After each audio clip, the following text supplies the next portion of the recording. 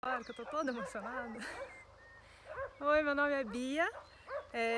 Eu vim aqui buscando um curso de feriado para começar a entender essa vida de morar no meio do mato, mexer com planta, principalmente isso, mexer com planta.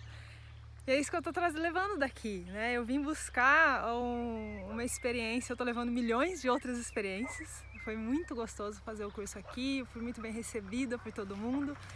E é incrível a gente poder sentir que a gente é capaz de fazer as coisas, de mexer na terra, de fazer a terra produzir isso tudo que está aqui.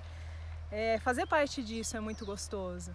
Então, foi uma experiência incrível, pessoas maravilhosas, e vem fazer curso aqui no Pau d'Água, que é maravilhoso.